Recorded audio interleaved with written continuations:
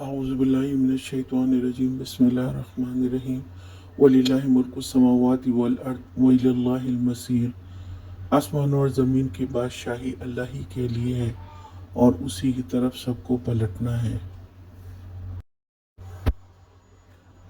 اللہ کی بادشاہت کا ذکر ہے کہ وہ کوئی دنیاوی بادشاہ نہیں ہے جس کی حکومت محدود علاقے یا قوم پر ہو۔